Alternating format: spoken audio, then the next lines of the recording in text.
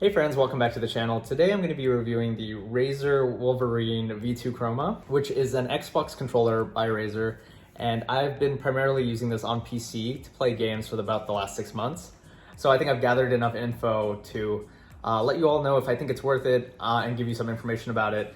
So if you're looking for a controller like this, you can make a better purchasing decision for yourself. So yeah, hopefully this could be useful to some of you. So the MSRP for this controller is at 150 US dollars, and you can usually find it on sale for about 110.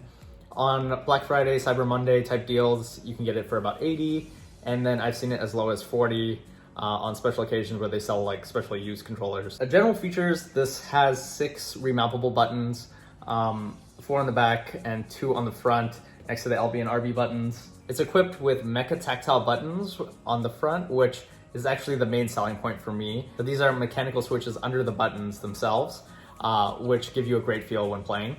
It has interchangeable thumbstick caps, so you can change between concave, convex, a shorter, longer, and I think you can even buy some aftermarket thumbstick caps to fit your playstyle. It does feel really good in the hand. However, keep in mind that it has new rubberized grips, so this is a custom chassis by Razer. They didn't reuse an Xbox controller and mod it like some of the other Pro controllers do. It's a little bigger. I tend to get a little sweaty when I'm playing games, and this can tend to slip in those situations. So keep that in mind. If you do get sweatier, this might be an issue for you. One thing I really like is the analog sticks are very satisfying to flick. So flicking the analog sticks tends to feel more weighty, and it vibrates a little bit, giving you a very satisfying feeling. It feels very premium.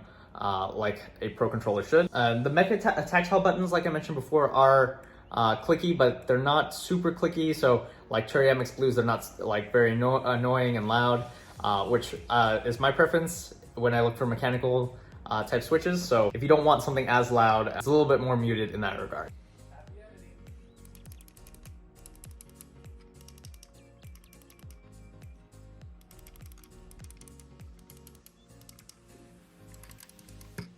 So one thing to mention, not all the buttons on the controller are mechanical. Only the face buttons, primarily, so the X, Y, B, and A buttons will be mechanical. The D-pad, which makes it really great if you're into fighting games and games that mainly use those buttons.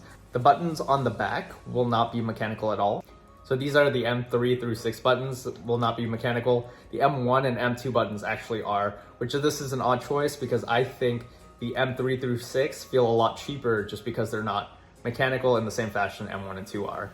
M1 and 2, they feel like the same materials, but they feel a lot more premium because they have that tactile feedback. Another pretty standard feature that you get on a lot of Pro controllers is hair triggers, which allows you to toggle on and off whether a trigger is a short stop or a long press trigger.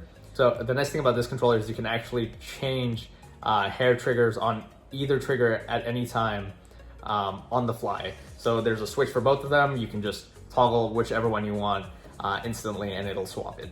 In terms of the RGB color scheme on the controller, you can change this in the software, so you can make it any colors you want in the RGB spectrum.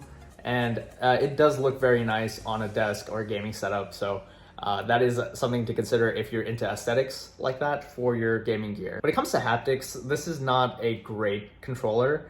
So if that's something that you're big into, the DualSense Edge, specifically the Pro version of the DualSense, is a much better choice. It just has so many more features than something like this will. This is more standard and is akin to an Xbox controller or an Xbox Series X controller when it comes to haptics. The Razer software that you can install for this controller is pretty sweet. It allows you to customize the sensitivity of the analog sticks, remap the buttons, vibration sensitivity, and allows you to adjust the dead zones on the analog sticks themselves, which is a really nice feature. When it comes to connectivity, this is not the best controller. So you can actually remove the cable.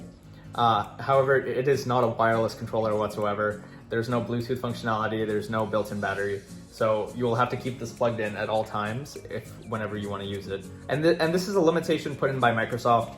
They don't actually allow a third-party controller to have any internal battery or wireless capabilities like this.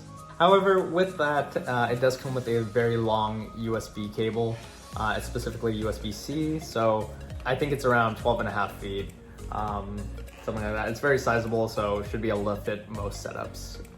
So in conclusion, this is a fun controller, very satisfying to use with the Mecha Tactile switches, and if that's something that you're looking for, that is the main selling point of this. It is decently customizable with the Razer software, looks very cool with the RGB lighting. It is durable. I have dropped this maybe twice, no scuffs whatsoever, and it feels like a premium product, although some of the parts are a little more plasticky than I would like, a little bit flimsier than I would like to see in terms of quality. But in terms of the overall durability, I think this is a controller that is meant to last. It is comfortable to hold, although the grip can be a little slippery at times if you have sweatier hands. And the wired only may be a deal breaker for some, so keep that in mind when looking for one of these. Maybe a SCUF controller might be more up your alley, or if you don't mind swapping to PlayStation controller or you're on PC, you can use whichever controller you'd like. So thanks so much for watching. This has been Div Decoded, and I hope you got a lot of value out of this video and are more informed about the purchasing decision if you're looking at the Razer Wolverine V2 Chroma. And if you like what you see, make sure to subscribe, and I'll see you in the next one.